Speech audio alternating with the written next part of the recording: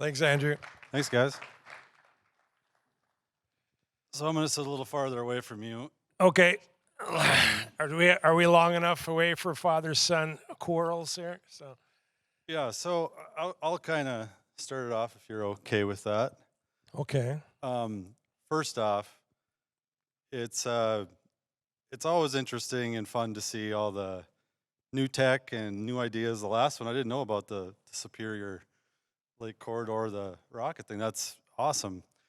I also wanted just to say is for all the people, we're talking about growing food in space, you guys gotta kind of hurry up just because if you think about it, in the next 2 weeks, there might be quite a few people on this planet or that don't want to live on it anymore politically. So, depending on where you float, just saying, you gotta have to figure it out. Apolitical here, Nathan. Apolitical. I didn't say sides, but I think one big thing that we have to be really careful on, and I'll ask you about this, is do we tell the rest of the country, the planet, of what we have up here, of what's really up here? Because I don't know if you guys know about it, but most of like the Earth observation data that we work with, satellite imagery, optical imagery, actually goes through, most of it on the planet, goes through the fiber optic lines in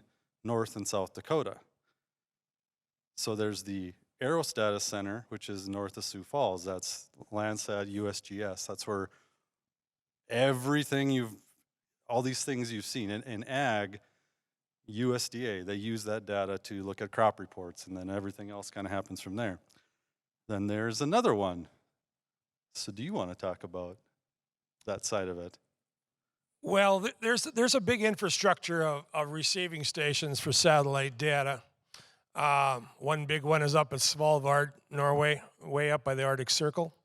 There's one up in Alaska, or actually the Yukon for Canada. There's all sorts of scattered ones around the world. There's one in New Zealand. There's one in Goonhilly, England. But there happens to be a pretty big one on my farm in Maddock, North Dakota. Now, I doubt any of you really know that. We have right now 3 satellite receiving stations 100 miles west of here. And the third one is going up this week, or it has gone up. The fourth and fifth one are going up next spring.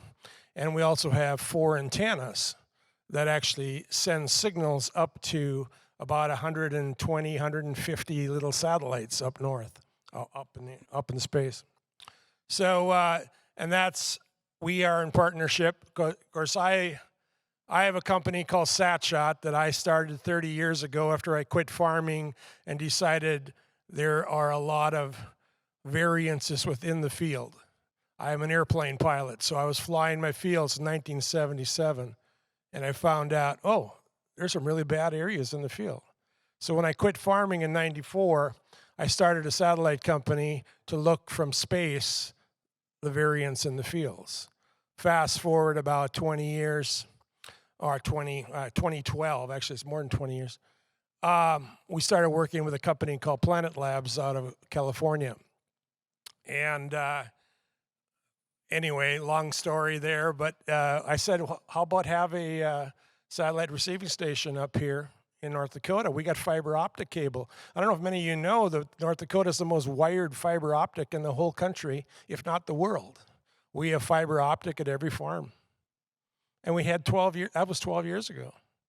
And they couldn't believe it. So convinced them to build a satellite receiving station, and so a lot of their data goes through our site. So I guess that comes up. What else can we do with that?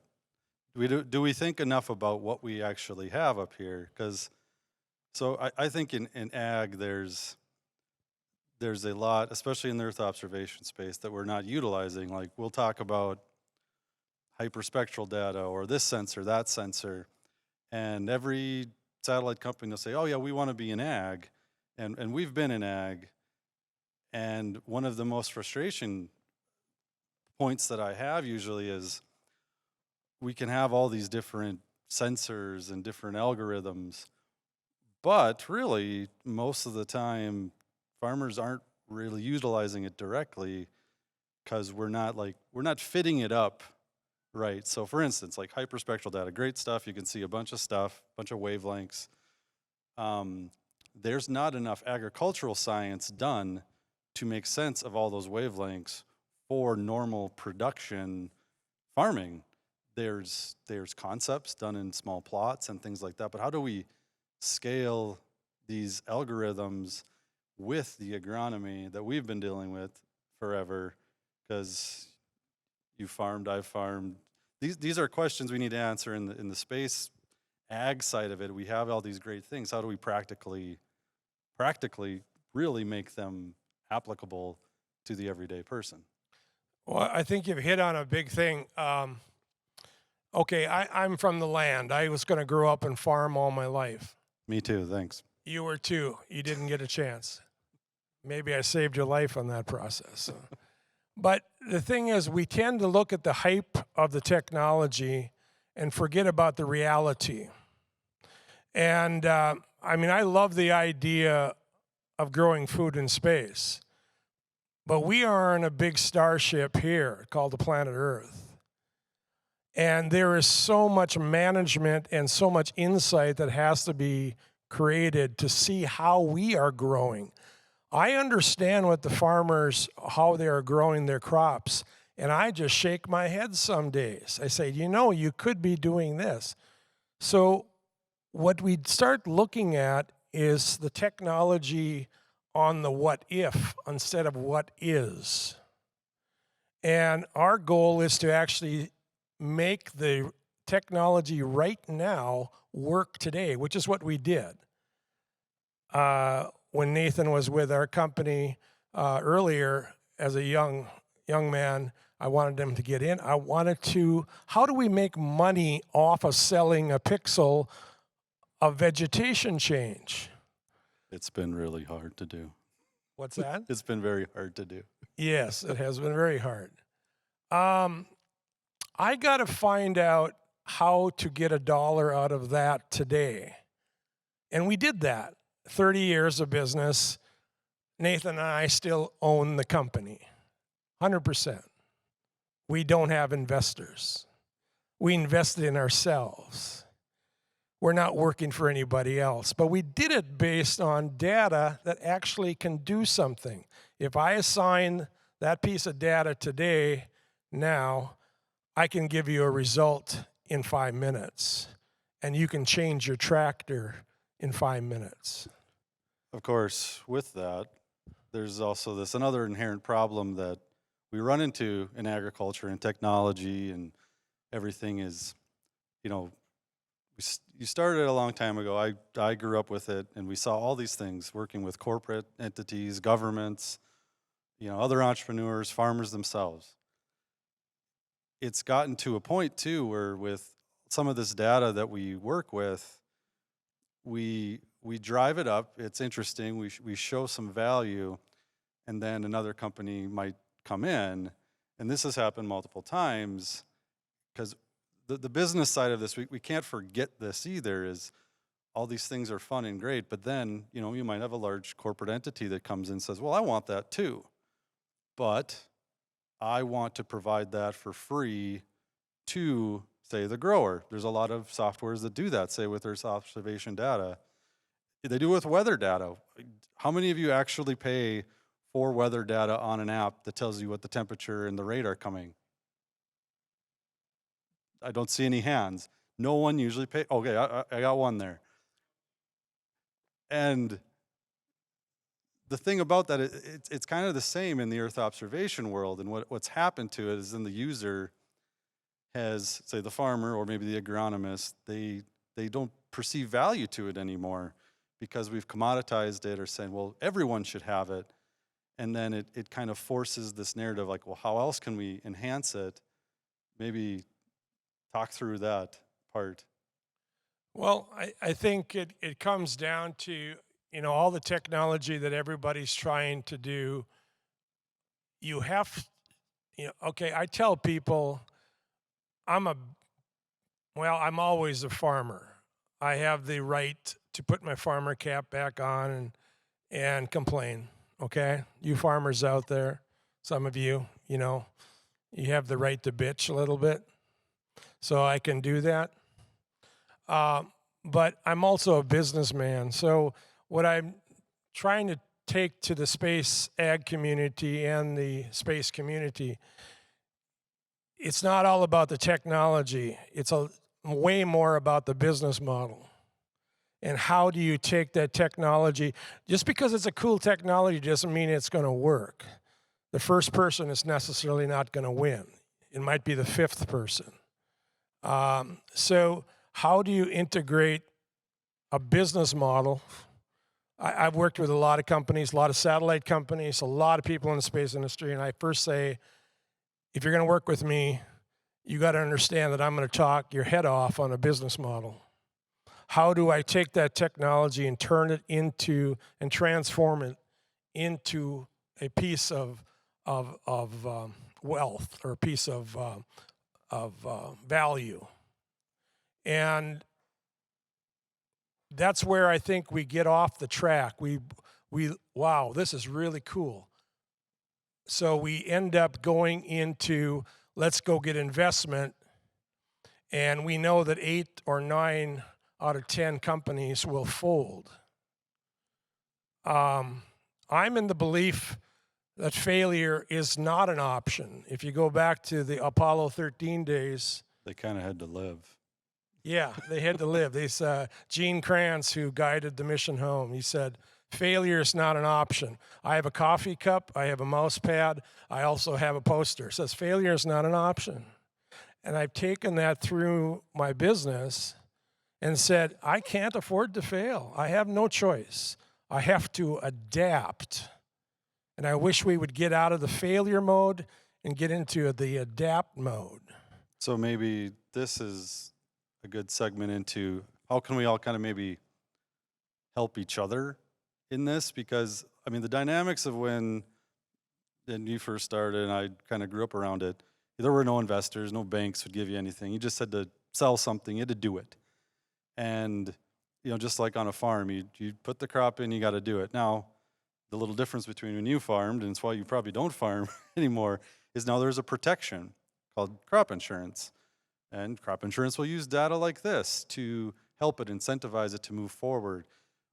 Do we have to look at technology like, you know, from satellites, Earth observation, all this data, the infrastructure you talked about the receiving things, the businesses that need to happen to actually excel agriculture into this space age, even though a lot of stuff came from space, you know, GPS, whatnot. I think we need to, you know, this state has amazing resources, this college, NDSU, you got, you know, just talking about what's going on up in Lake Superior, what's going on in South Dakota. You know, us smaller rural states, we have to come together to, I think, incentivize other businesses and help them a little farther than what we actually do, because, well, I don't know anybody that wants to start a business like you did in the situation. No. So what's the role, you know, UND, NDSU, the states and their economic things, other communities can do?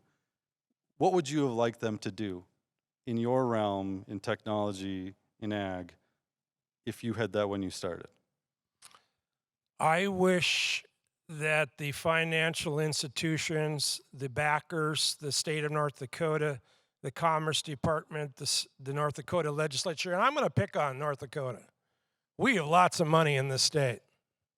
We have a legacy fund of $10 billion. 20-some% of that has, by mandate, has to be reinvested back into businesses and people's businesses in this state. And it has not been done yet. And the big problem with data and technology, we are intangible. That's why we have to go to the investment court.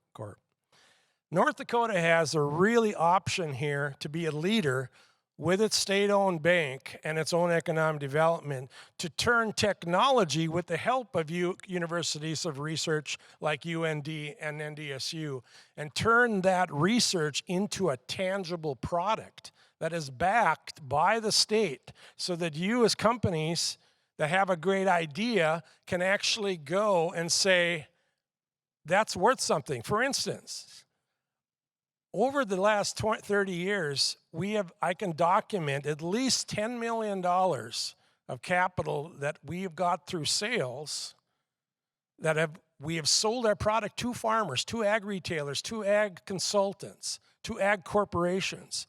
That $10 million has gone into reprogramming our systems, our 5th iteration, and we have a $10 million software suite on Google that runs all our system. You know what I can do, say to the banker? Zero. It is worth zero. If I'd put $10 million into farmland, backed by the USDA with a crop insurance program, I'd be worth multiples of that 10 million. So if the state wants to invest in its technology stack, let's say, a spaceport, a receiving port, a software technical hub, it has to believe in its own people. It has to believe that this is tangible value. Well, it has to kind of follow. We almost maybe get stuck, and I think of in ag and, investing and all this stuff. In farming, you're investing into the land, into the infrastructure of your own farm, into the grain bins. You're putting up a shed so that your machinery doesn't get snowed on and through a blizzard. We don't think of it that way necessarily in ag technology. On a farm, it's great. Let's sell this. We can do that, and everyone supports it. If we want to be leaders in our rural areas in ag to actually excel some of these technologies we're all talking about and beyond, we have to rethink the narrative of what the value inherently to technology is to us, and we haven't crossed that line yet, because I think we think of it too much in that banking term. We don't think of the investment of how that changes the society, how it changes the industry as a whole, and we forget that. And I would challenge everybody to also challenge the groups to say, why aren't we talking this way? Because I know you've challenged plenty of people, and I do too. And I guess one of the other questions or thoughts is, what are we missing in from the space sector or from the technology sector? What is agriculture missing from what they have that we are not addressing from some aspect that they're doing right that we're not doing? Because I see a lot of things that ag could do better as a whole, but we don't maybe have the support from everyone. Because you look at it differently. We look at what SpaceX did, and they land on this tower, and they do all these things. What's that in ag?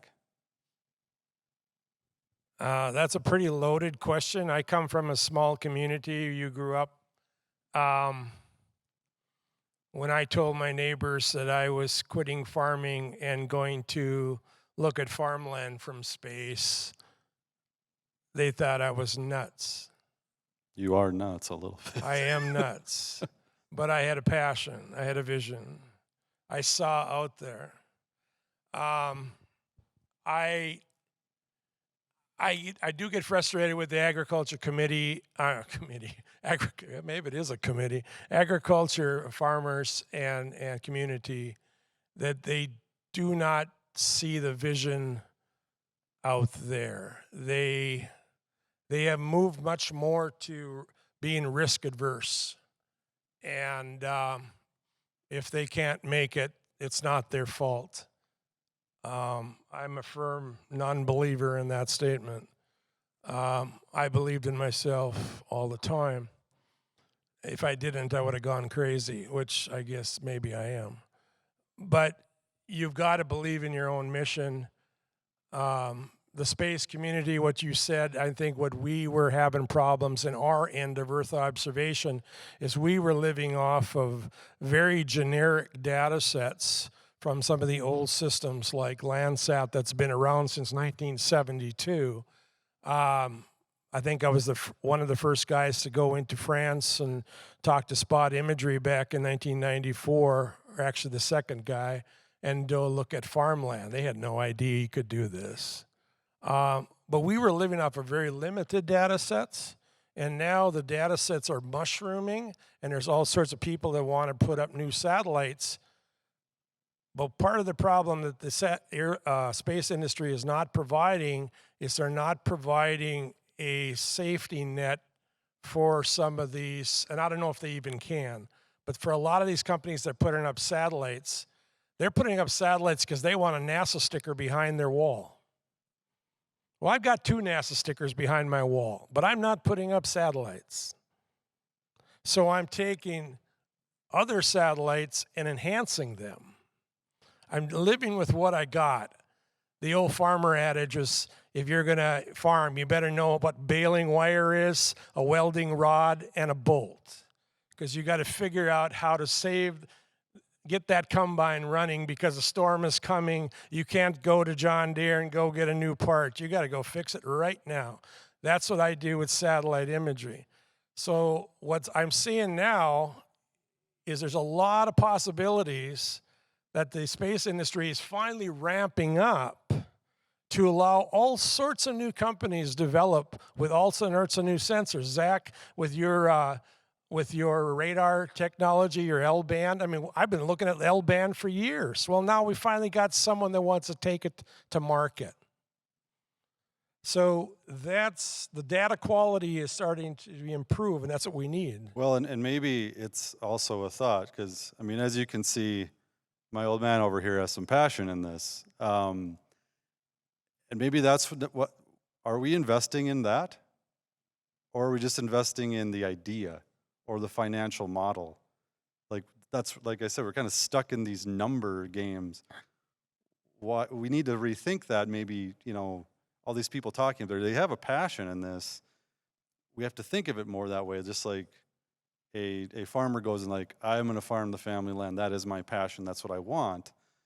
We have to think of technology and ag like that instead of just a tool, because it's more than that. It can affect what is going on the ground. Yeah, we want to help humanity save this, grow more food. Well, actually, we don't need to grow any more food in a sense. We just need to make it better.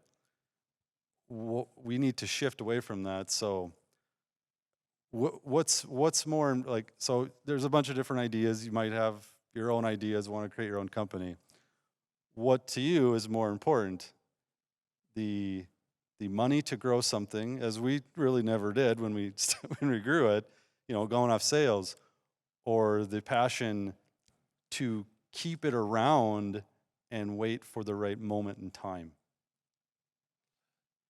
Money is a fictional construct. Sometimes I wanted lots of money. I really don't want money. One of the things that drives me is I have such passion for something. I mean, I got very lucky. I got to build something. I'm a privileged guy. Okay? Just look at me. I'm kind of privileged in the world. People talk to me. I got to build something completely from scratch. I inherited a farm from my grandfather, from my father. I'm very privileged. I got to say my vision to people. That created a passion. You've got to believe what you're doing. And you have to believe there is no failure. You just adapt. I challenge everybody who's getting in this technology. I'm sorry, you're stuck. You cannot quit. The key to success is don't quit. There are too many people one piece of adversity and, I think I'll do something else. You can't do that. Not if you believe in your passion. We know this technology is mushrooming. SpaceX's launch I watched it live. I watched every launch. You know, he landed. Do I agree with Elon Musk? Not really. Do I praise him for the technology that he's head of? Give him thumbs up. We are on for the next space race right now. This technology, whatever it is, whether it's Earth observation like us, whether it's planning on going to Mars or the moon, growing crops in space, this is just going to mushroom. So, what was your question again? Have passion. That's all I can Well, say. as any good son will have, I'll have the last word, so thanks for all that. But I think we're up, so.